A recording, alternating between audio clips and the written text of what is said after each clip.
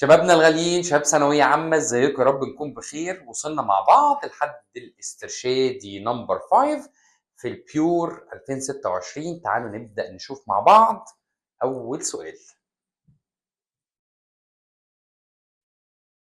أول سؤال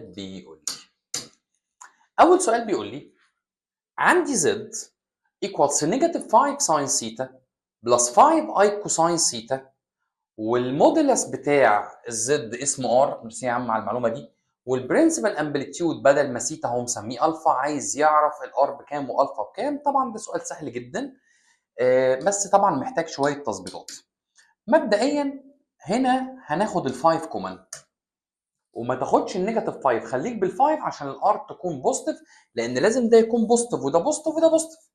فلو اخدت الفايف كومن هيبقى نيجاتيف ساين سيتا بلس اي كوساين سيتا.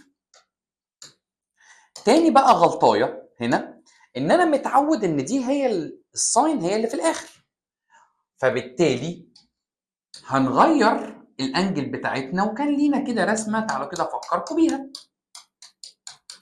لو هنا نيجاتيف نيجاتيف وهنا بوزيتيف نيجاتيف، دي كان اسمها 90 ماينس سيتا، دي كان اسمها 90 بلس سيتا، دي كان اسمها نيجاتيف 90 ماينس سيتا، كان اسمها نيجاتيف 90 بلس سيتا.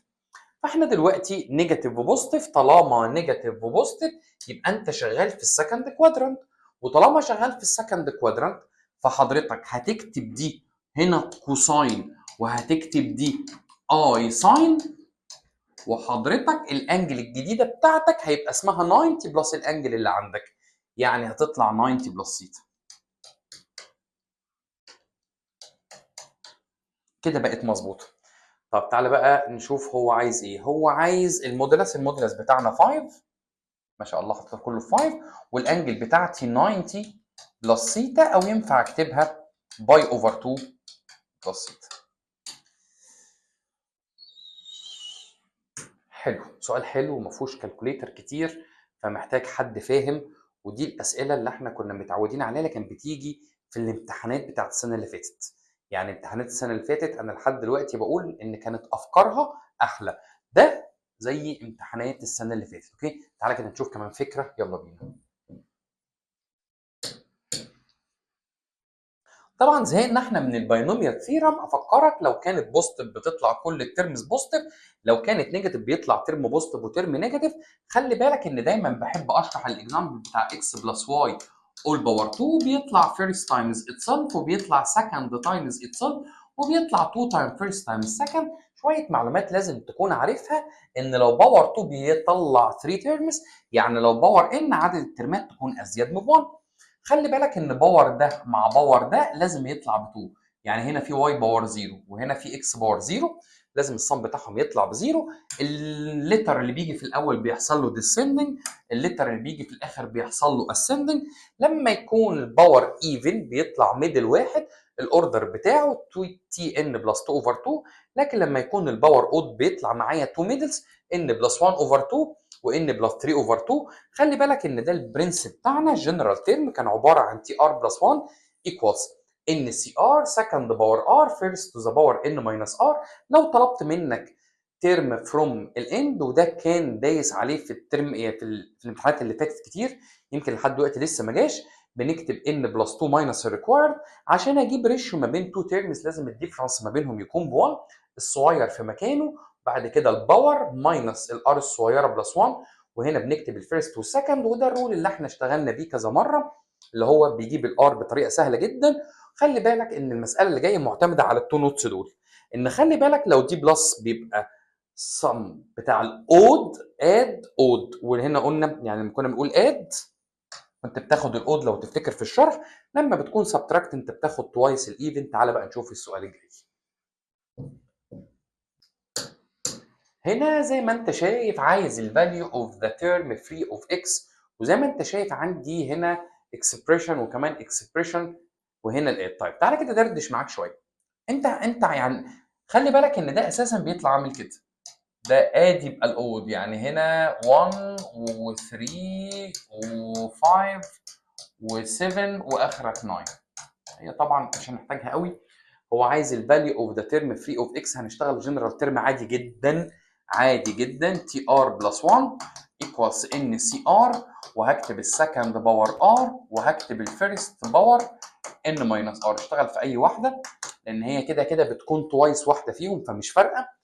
فهنا انت بس لما تخلص اعملها تايمز 2 لان انا دلوقتي بجيب ترم من دول. فالان بتاعتنا 8 سي ار السكند اللي هو اتفقنا دي اكس باور نيجاتيف 1 باور ار، والفيرست اللي هو 8 ماينس ار، يعني هتطلع 8 سي ار اكس باور نيجاتيف ار تايمز اكس باور 8 ماينس ار، يعني هتطلع 8 سي ار اكس باور 8 ماينس 2 ار. كمل.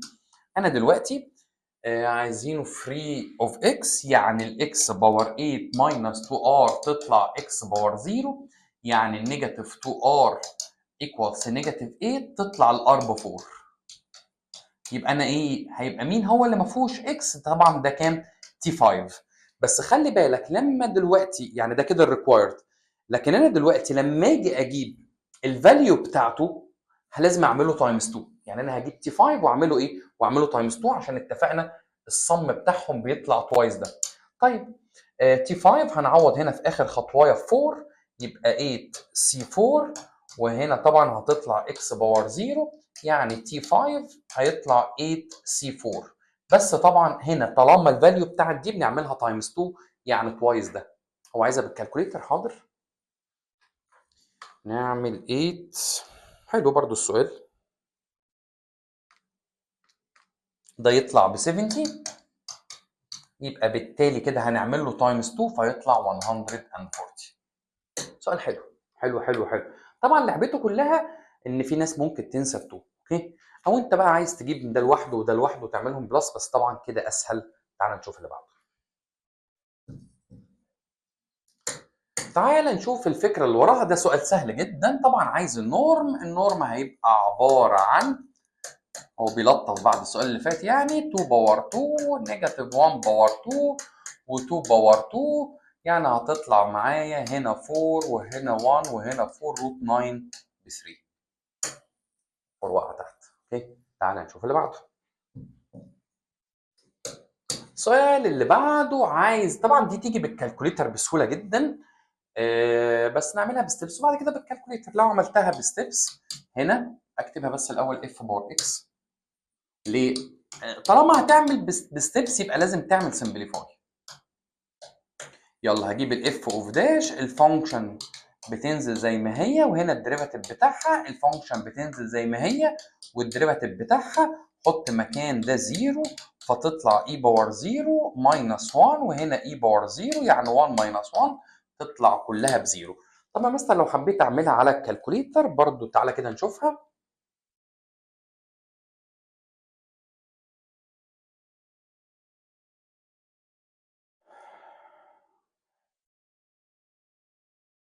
يا ولا يا ولا. طيب هنعمل ديريفاتيف يعني شيفت الحلاوه دي، ونكتب اي باور اكس بلس، سيبها بقى زي ما هي الكالكوليتر هي تجيبها براحتها.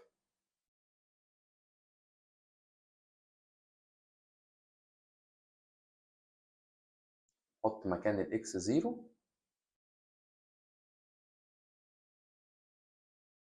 طلعت ليه ما طلعتش؟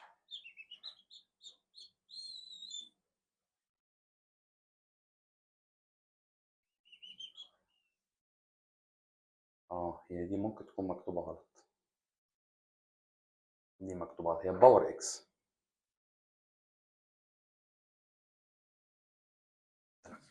تمام ماشي. يبقى كده عملناها بستبس وعملناها بالكالكوليتر. طبعا احنا بنوفر لك وقت، يعني في وقت كده لازم تكون عارف ده وده عارف ده. تعال نشوف اللي بعده. يلا بينا. تعال نشوف كمان فكره. عندي 2x وجنبيها فانكشن اف اوف اكس، وعندي اكس سكوير وجنبيها فانكشن اف اوف داش اكس. كل الكلام ده في 4 اكس باور 3 بلس 4 اكس. ماشي. واضح ان هو بعد ما كان عندي ديريفاتيف هو عايز الاف العاديه، يعني هنعمل انتجريشن. فبالتالي هنعمل ايه؟ هعمل هنا حضرتك انتجريشن with respect to dx، وهعمل هنا كمان انتجريشن with respect to dx. دي بالنسبه لك اسهل، لان طبعا هنا انا هزود الباور واعمل ديفايدد عليه، ازود الباور واعمل ديفايدد عليه بلس سي، يعني طالعه معايا اكس باور 4 بلس 2 اكس سكوير بلس سي. طب تعالى نشوف الجزء الاولاني. دي حضرتك اكس سكوير مره نزلت ومره عملت لها ديريفاتيف، والفانكشن مره نزلت ومره عملت لها ديريفاتيف، يبقى دي كان اصلها ايه؟ حضرتك دي كان اصلها اكس سكوير تايمز اف اوف اكس. مين قال لك؟ لان انا عارف ان الانتجريشن عكس الديريفاتيف، فانا لو هرجعها لاصلها ديريفاتيف الفيرست والسكند ينزل بلس السكند ينزل وديريفاتيف الفيرست، يعني دي تطلع اكس سكوير تايمز اف اوف اكس. وبعدين عشان اجيب السي لازم يساعدني في حاجه، دي معناها معنى كلمه اف اوف 1 ايكوال 7، دي معناها ان لو حطيت الاكس ب 1 الواي اللي هي الاف اوف اكس بتطلع ب 7. يلا بينا شيل الاكس وحط مكانها 1، ودي حط 7 على طول بقى، وهنا 7 وهنا 1 وهنا 2 وهنا سي، يعني 7 ايكوال 3 بلس سي تطلع السي ب 4. يبقى حضرتك هتنقل لي دي تاني بس هتحط مكان السي 4.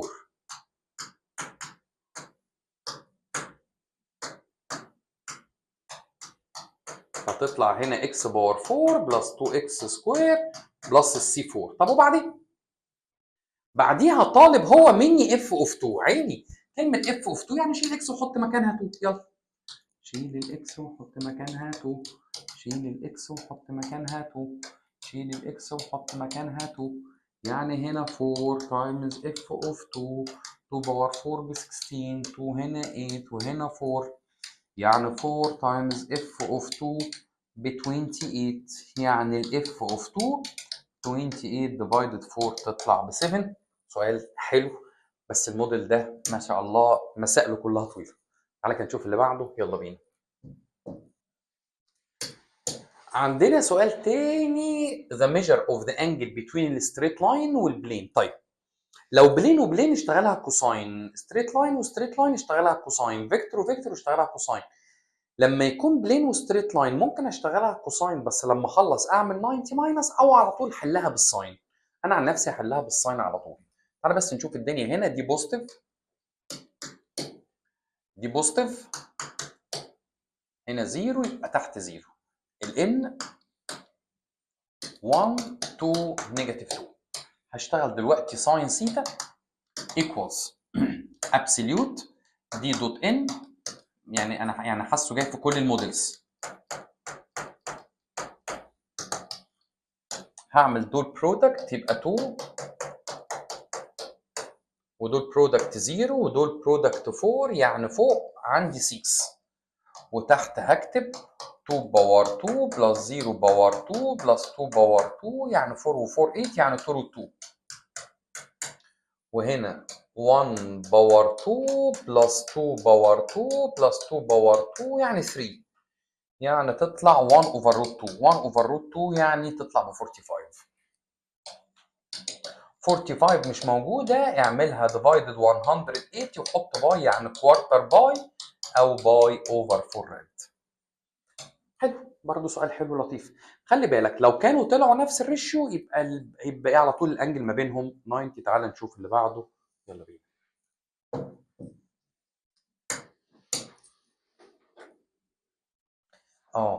سؤال كده في حته من اولى ثانوي، قال لي x1 و x2 are the two roots of دول. then the middle term بتاع ده بكام؟ حاضر. طبعا الميدل كده كده طالما ده ايفن يبقى الاوردر بتاع الميدل n بلس 2 اوفر 2، يعني الاوردر بتاع الميدل 6 بلس 2 8 اوفر 2 تي 4. هنجيب تي 4 عادي خالص، هيطلع 6 سي 3 سكند باور 3 وفيرست to the power 6 minus 3، يعني تطلع 6 سي 3 بالراحه بقى، 6 شيفت ده 3 هتطلع معايا ب 20. خلي بالك ان دي هتطلع 3 باور 3 ودي اكس 2 باور 3 وx1 باور 3 يعني هقول 20 وهنا 3 باور 3 ب 27 ودي x1 x2 باور 3 وكده وقفت. لعبتها ايه بقى حضرتك؟ لعبتها ان طالما مديك x سكوير بلس 7x بلس 2 بزيرو، اقرا كده معايا. قال لي x1 وx2 ار ذا تو روتس.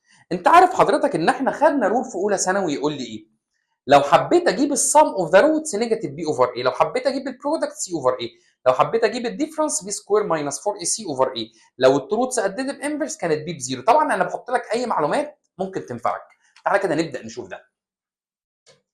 احنا دلوقتي عايزين نجيب البرودكت. البرودكت هيبقى سي اوفر اي.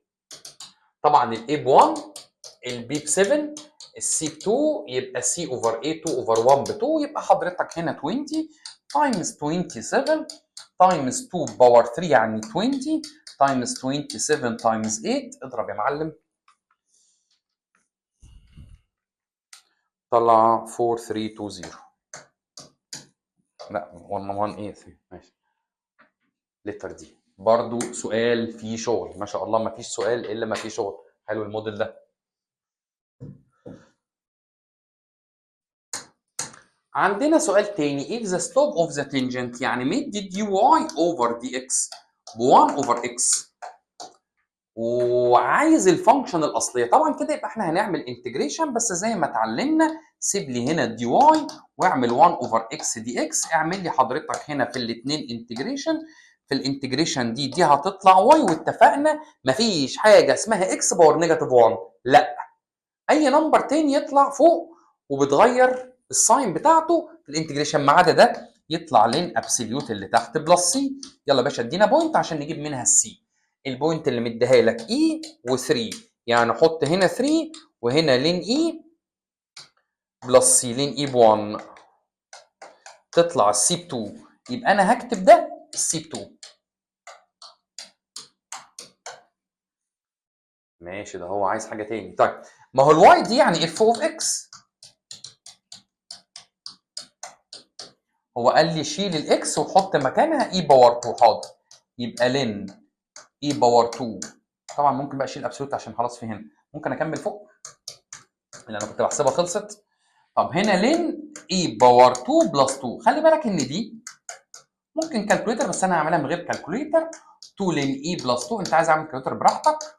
2 تايمز 1 بلس 2 تطلع ب 4. برضه في حته شغل بس مش اوفر يعني زي اللي فاتوا. اريا ولا فوليوم؟ عايز فوليوم.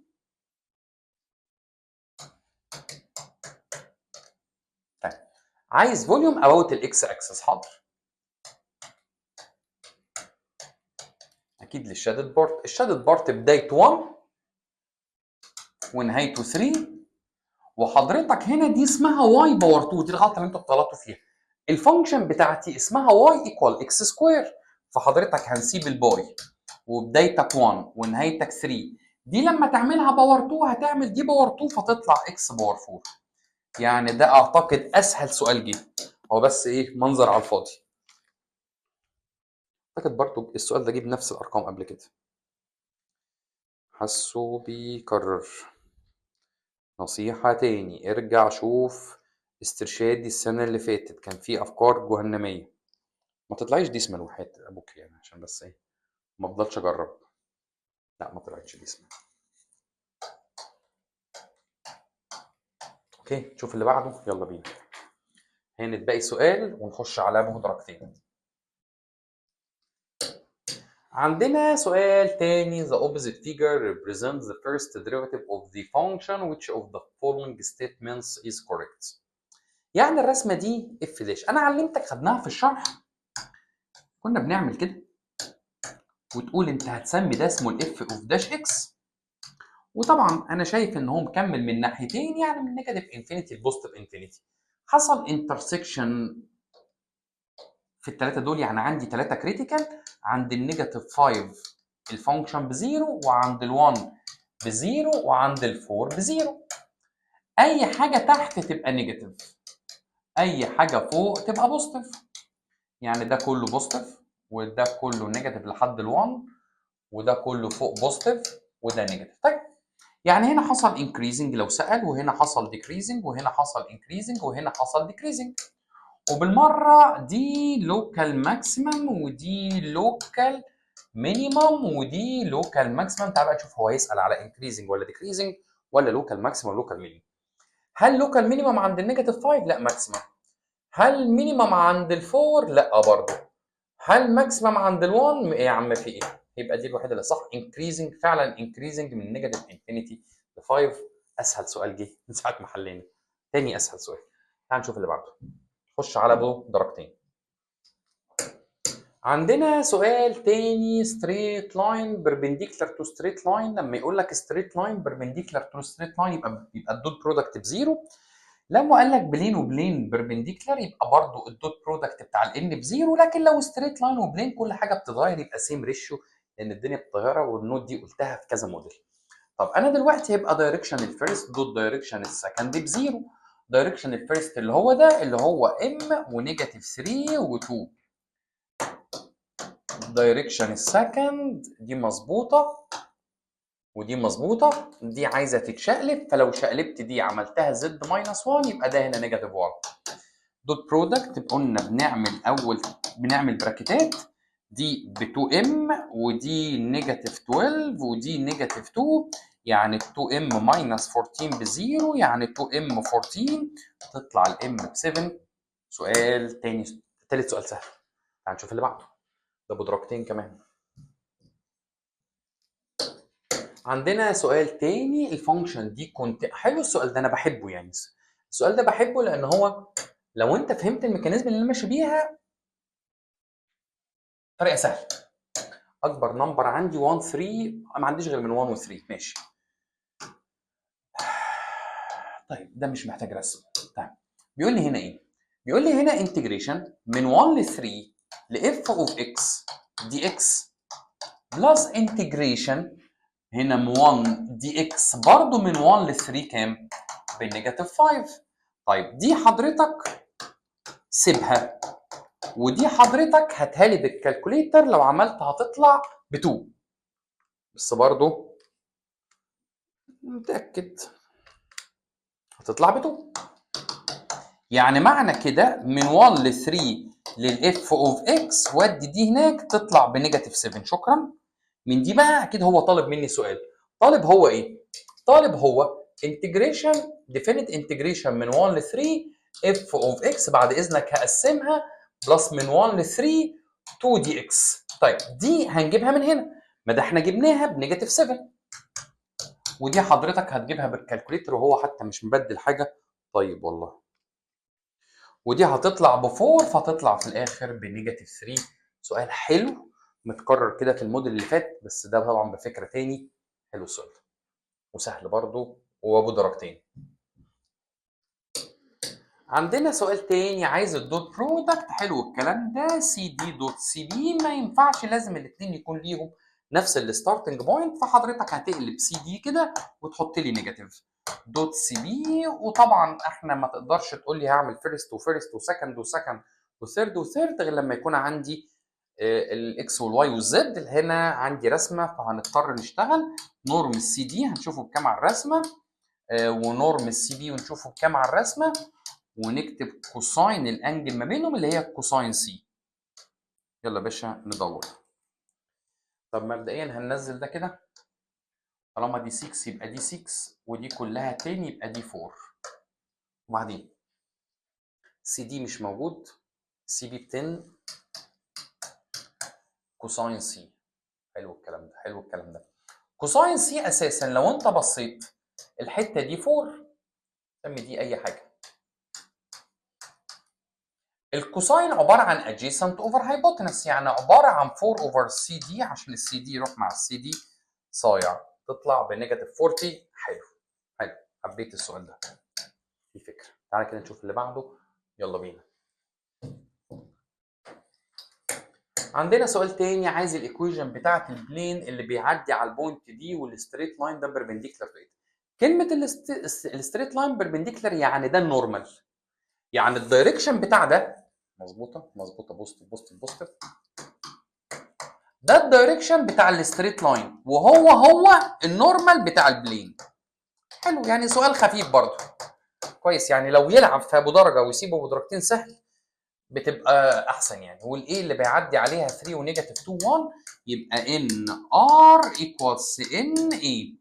الان بتاعتنا 2 3 و4، وهنا الار اكس واي زد، وهنا 2 3 4، وهنا 3 نيجاتيف 2 1. يلا بينا، يعني 2 اكس و3 واي و4 زد. تعالى كده نحاول نشوف يمكن نلاقيها على طول. لا ما تحاولش، كلهم 2 اكس ماشي ارجع تاني. هتبقى 6 وهنا ماينس 6 وهنا 4. 4 تخش جوه يبقى نيجاتيف 4 يطلع لتر ايه. سؤال برضو حلو، تعالى نشوف اللي بعده. ايه ده؟ عايز افكرك بالاف افتر جي والجي افتر اف والاف افتر اف. ده كلام لطيف او مش لطيف حضرتك. كلمه اف افتر جي يعني اف اوف جي اوف اكس. دي اللي كنا بنكتب فيها السنه اللي فاتت، بكتب الفانكشن اكس واشيل الاكس واحط مكانها جي اوف اكس. هفكرك بسرعه بس. طب ايه معنى كلمه جي افتر اف حضرتك؟ يعني معنى كده هنكتب الفانكشن اللي اسمها جي وتشيل الاكس وتحط مكانها اف اوف اكس. فانا هكتب الجي واشيل الاكس واحط مكانها اف اوف اكس. طب هنا اف افتر اف معناها ايه؟ معناها اف اوف اكس. يعني هتكتب الفانكشن اللي اسمها اف اوف اكس وتشيل الاكس وتحط مكانها اف اوف اكس. وهنا هتكتب جي اوف اكس، يعني هتشيل الاكس تكتب جي اوف اكس وتشيل دي وتحط مكانها جي اوف اكس. يعني دي شويه معلومات لازم تكون عارفها. تعالى بقى نشوف السؤال الجاي يا ترى بيقول ايه، بس اعتقد اكيد في اف افتر جي عشان كده بنفكرك. تعالى نبدا نشوف. بيقول لي فيجر 1 ريبريزنت فانكشن اف اوف اكس، وفيجر 2 ريبريزنت فانكشن اسمها اتش اوف اكس، وعايز الكلام ده. حاضر. طيب ما تيجي نجيب الفانكشن دي ونجيب الفانكشن دي. مبدئيا اي كوادراتيك فانكشن كنا بنسميها a x بلس b all باور 2 بلس c. ومبدئيا اي فانكشن لينير كنا بنسميها mx بلس c. بالراحه بقى كده معايا عشان دي معلومات كلها تانية ثانوي اولى ثانوي تانية ثانوي. طيب تعالى كده نحاول نجيب اللينير اسهل لك. اللينير حضرتك السي بتاعتي انا خبطت في النيجاتيف 1. طب نجيب الستوب، والستوب دي حاجه سهله. البوينت دي اسمها هاف وزيرو، والبوينت دي اسمها زيرو ونيجاتيف 1. فانا هعمل 0 ماينس نيجاتيف 1 ب 1 وهاف ماينس 0 بهاف، يعني هتطلع 2. يبقى انا كده جبت فانكشن منهم اسمها 2x ماينس 1. انا كده يا باشا اقدر العب معاك. الفانكشن دي حضرتك الفيرتكس بتاعتك اللي هي البي وسي بس بعكس الساين 2 0. يبقى حضرتك هنا هتكتب اكس، كنا بنغير دي، وهنا 0. بس الرقم اللي هنا مش عارفينه بكام، نجيبه بكام من دي. لو حطيت الاكس بزيرو عايز الواي تطلع 16. لو حطيت الاكس بزيرو 0 يبقى 4، يبقى دي لازم تكون 4. طبعا يعني تو ماتش يعني. ماشي، يبقى انا كده عندي الاتش اوف اكس وعندي الاف اوف اكس. نشوف بقى هو عايز ايه اصلا. هو بيقول لي ان عندي فانكشن اسمها اتش اوف اكس بار افتر اف ويز ريسبكت تو اكس. يعني اكتب الار، اصلا الار مش عندي صح؟ الله عليك، ان اللي عندي اف او اتش. ماشي همشي معاك. طيب ما انا قلت لك من شويه ان دي ينفع اكتبها ار اف اوف اكس. اعمل حضرتك ديفرنشيشن ويز ريسبكت تو اكس. ديريفاتيف دي هتطلع كده، وديريفاتيف الاكس ب 1 ملوش لازمه. يا ولا بانت نيجاتيف. ديريفاتيف دي بنكتب كده تايمز ديريفاتيف ده. طيب ايه بقى؟ طب نعمل ديريفاتيف بعد كده، هقول لك ازاي تجيب دي. لو عملت ديريفاتيف للاتش اوف اكس، ديريفاتيف دي ماليش دعوه بالفور، انا هنزل الباور وانقص منه 1 تايمز ديريفاتيف اللي جوه 1. ديريفاتيف الفانكشن دي 2، ودي مش هقدر اجي جنبيها. ماشي، هو عايزك تحط الرقم ده 4، يعني انا عايز دي تكون 4، يعني انا عايز ال 2x ماينس 1 تكون 4، يعني ال 2x تكون ب 5، يعني الاكس ب 2.5. يا لهوي، يلا قلنا كام؟ 2.5 دي 2 كده، يا لهوي اتنقلت كويس. ماشي، يبقى 2.5 ماينس 2 بهاف. دي ما فيهاش اكس، ها ماشي. دي ار داش هنحط الاكس قلنا ب 2.5 فهتطلع 4. طب ما انا خلاص شيل دي مع دي، نص ال 4 2.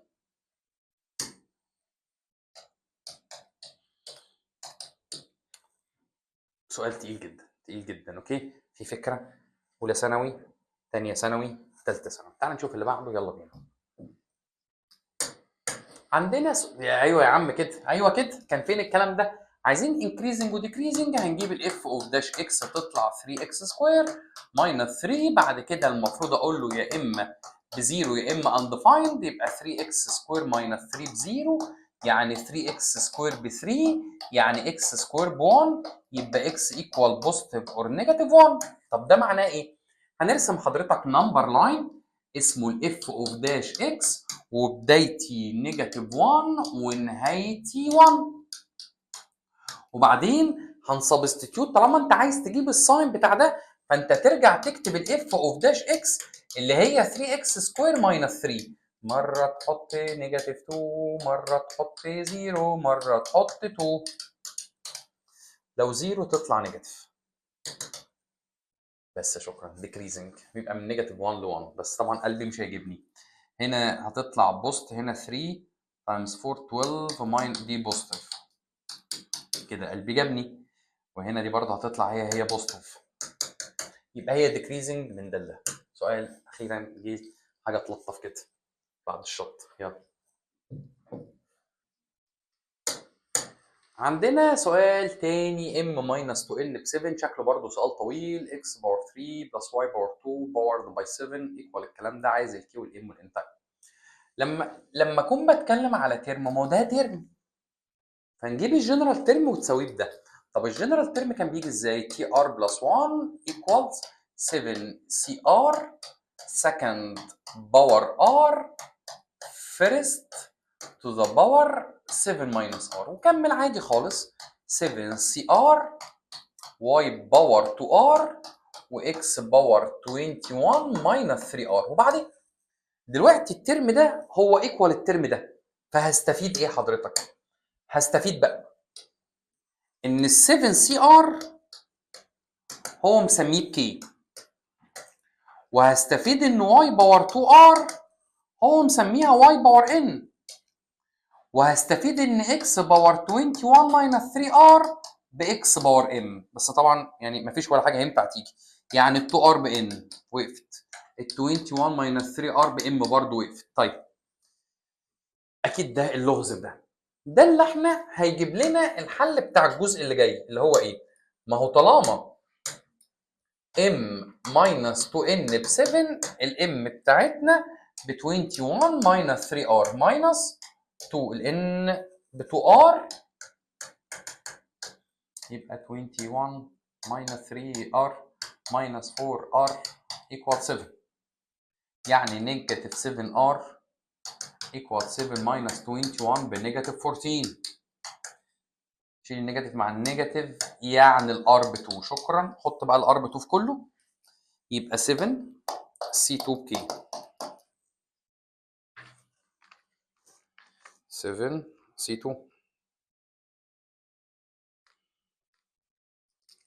تطلع الكي ب 21. ماشي، الار ب 2 يعني 4. ماشي، حط مكان الار 2 يعني 21 minus 650. طيب يبقى 1940. اوكي نشوف اللي بعده، يلا بينا.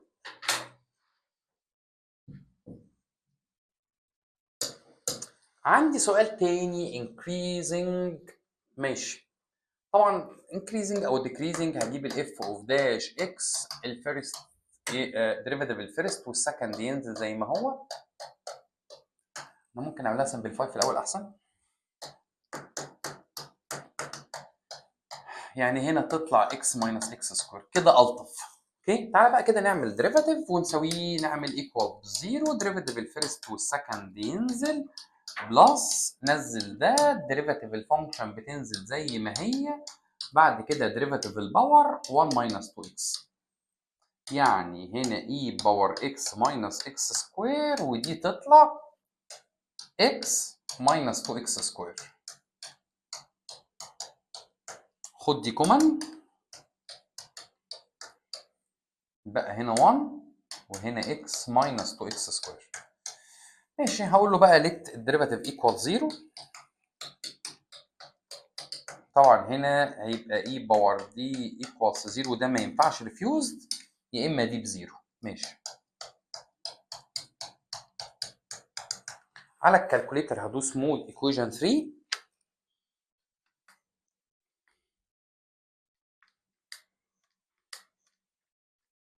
هتطلع الاكس ب 1 والاكس بنيجاتيف هاف. ماشي الدومين بتاعي كله احط الاكس باي حاجه مش هتفرق. طيب هبدا ارسم نمبر لاين اسمه الاف اوف داش اكس، وهنا بوزيتيف انفينيتي وهنا نيجاتيف انفينيتي، وعندي اتنين كريتيكال نيجاتيف هاف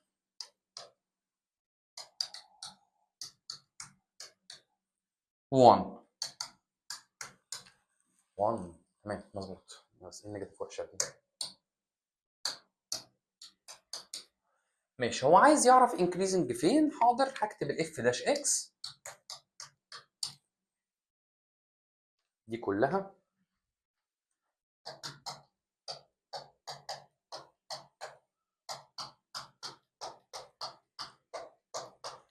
مره هحط حاجه اصغر من ده مثلا نيجاتيف 1، ومره هحط 0، ومره هحط 2. هي بارت يا بارتين. هنحط 0 الاول، لو حطيت 0 ده 1، حطيت 0 1 فده بوزيتيف. شكرا انكريزنج من ده. نكمل برضو اضمن، نكمل اضمن. لو حطيت ده نيجاتيف 1 هتطلع دي نيجاتيف. لا تمام اوكي ماشي، يبقى هي من ده لده. اوكي تعال نشوف اللي بعده، يلا بينا.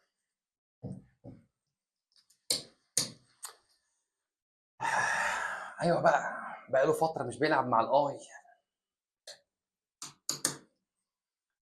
زي ما انت عارف ان 1، او لو مش عارف يعني ان اوميجا بلس اوميجا سكوير بلس اوميجا باور 3 بزيرو، لازم تكون عارف ان اي واي باور 2 واي باور 3 لحد الديفيزبل باي 4 بزيرو. فهنا هو قال لي اعمل من اي لحد اي باور 25. طيب حضرتك من اي واي باور 2 واي باور 3 واي باور 4 بزيرو، و5 و6 و7 و8 وزيرو. بس انا مش هكتبهم كلهم يعني. 5 و6 و7 واخري 8 يطلع بزيرو، و9 و10 و11 و12 بزيرو، 12 13 14 لحد ما يفضل ديفيزبل باي 4. طب دي مين قبليها الديفيزبل باي 4؟ اي باور 24 واي باور 23 واي باور 22 واي باور 21، كل دول بزيرو. يعني معنى كده الزد عباره عن 1 بلس اي باور 25. الاي باور 25 لو رجعت احنا قلنا قبل كده افضل شيل منها، يعني بص اوميجا باور 3 قلنا بكام ب 1، اوميجا باور 4 كنا بنشيل منها 3 فتطلع اوميجا، اوميجا باور 5 شيل منها تطلع اوميجا باور 2. دي بقى برضو شيل منها كل الديفيزبل باي 4، يعني دي هتبقى هنا 24 بلس 1، يعني تطلع باي بس. يا لهوي، بس كده. يعني الريل بتاعنا طبعا انا مش عارف عايز ايه، بس انا كده كده اكيد هيطلب كل حاجه. 1 عايز ايه؟ عايز كومبلكس فورم، ماشي. تريجونومتريك فورم واكسبوننشال فورم، ماشي. كده كده كنت هجيبهم لك صدقني. طب انا دلوقتي عشان اجيب الار هعمل اكس سكوير بلس واي سكوير تحت الروت، يعني هعمل 1 سكوير بلس 1 سكوير تحت الروت تطلع روت 2. وعشان اجيب سيتا لازم في الاول اجيب تان سيتا واي اوفر اكس، يعني 1 اوفر 1 تطلع ب 45، بس هو بيحبها بالراد مش عارف ليه. مش عارف يعني، احنا هو بيحبها بالراد، تطلع باي اوفر 4. خلاص، يبقى الزد بتاعتنا دي حضرتك اسمه الجبريك، والزد بتاعتنا هكتب روت 2 وهكتب كوساين باي اوفر 2 باي اوفر 4 بلس اي ساين باي اوفر 4.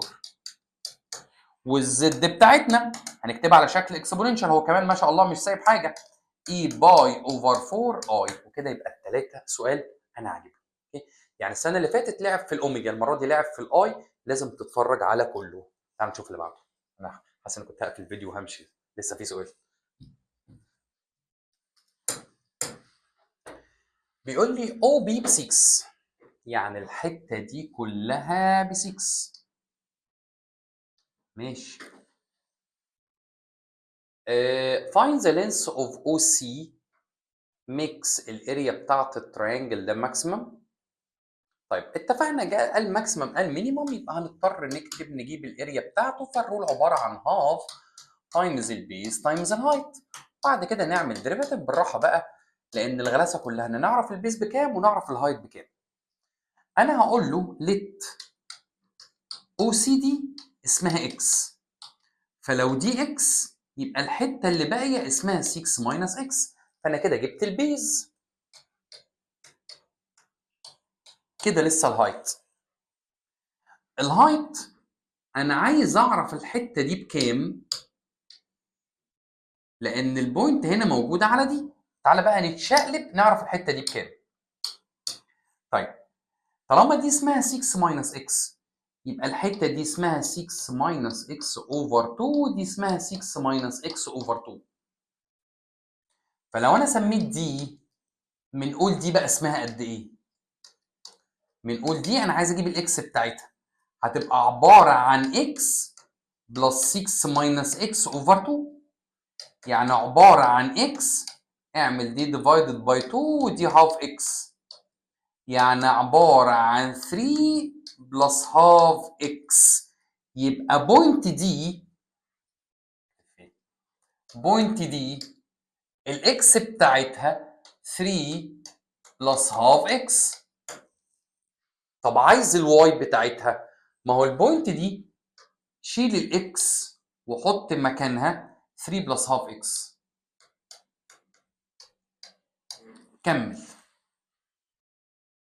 كمل كمل كمل كمل، لان الفانكشن دي كل اكس. ماشي، تعالى بقى كده يبقى الهايت بتاعتنا هتاخد الواي اللي هي اي باور 3 بلس هاف اكس. ماشي بالراحه بقى كده، عشان ايه؟ لو في سمبليفاي ولا حاجه. مفيش سمبليفاي صح؟ طيب اعمل دلوقتي ديريفاتيف وذ ريسبكت تو اكس. سيب الهاف، ديريفاتيف الفيرست النيجاتيف 1 والسكند ينزل زي ما هو، بلس العكس، نزل الهاف ونزل ال 6 ماينس اكس، ديريفاتيف دي الفانكشن تنزل زي ما هي، تايمز ديريفاتيف اللي فوق ال 3 ملهاش ديريفاتيف، ديريفاتيف الهاف اكس هاف، يعني نيجاتيف هاف اي باور 3 بلس هاف اكس اللي هتتاخد كومن، وهنا كوارتر 6 ماينس اكس اي باور 3 بلس هاف اكس. اتقل عليها شويه، كمل سمبليفاي لدي، نيجاتيف هاف اي باور 3 بلس هاف اكس، ودي تايمز دي هتطلع 6 اوفر 4 ب 3 اوفر 2 ماينس كوارتر اكس، كل الكلام ده باي باور عملنا ديريفيتيف الفيرست نيجاتيف اكس والسكند نزل، تمام مظبوط كده. وهنا 3 بلس هاف اكس. خد بقى حضرتك الاي بلس 3 بلس هاف اكس كومن، هيتبقى نيجاتيف هاف وهيتبقى 3 اوفر 2 ماينس كوارتر اكس. وبعدين هقول له ليت ده ايكوالز 0، لا لسه فيها حته سمبليفاي تاني، اي باور 3 بلس هاف اكس، هعمل نيجاتيف هاف بلس 1 اند هاف ب 1، يبقى 1 ماينس كوارتر اكس. طيب هقول له ليت الفانكشن دي بزيرو، يعني ليت الدي اي اوفر الدي اكس بزيرو، لو سويته بزيرو عشان تطلع ماكسيموم ولا مينيمم. طبعا ده مش هينفع يبقى بزيرو، ريفيوزد، لكن ينفع اقول ان 1 ماينس كوارتر اكس بزيرو، يعني ال 1 ايكوال كوارتر اكس، تطلع الاكس ب 4. اوكي، طبعا طالما ليها اجابه واحده بس يبقى دي كده هي الفاليو بتاعتها. انا هرسم نمبر لاين طبعا من الزيرو لحد انفينيتي وعند الفور، وبصراحه طالما واحده بس يبقى هي دي. هتطلع هنا هنسبستيتيوت في الاف داش اللي هو دي اي اوفر دي اكس، مره هحط الاكس عندها ب 3، انت هتسبستيوت في دي. اوكي، هي دي ماكسيمم، هتلاقي دي طالعه معاك بوزيتيف، وهقول له دي اي اوفر دي اكس عند الاكس 5 هتطلع معاك نيجاتيف، يبقى therefore انها هتكون ماكسيمم عند الاكس 4. سؤال طويل برضو، الموديل كله يعني اسئلته كلها طويله. هقول لكم ربنا معاكم، اشوفكم احسن ناس في الدنيا، ذاكروا كتير وحل بايدك، ما تقولش انا عرفت الفكره خلاص. ربنا معاكم.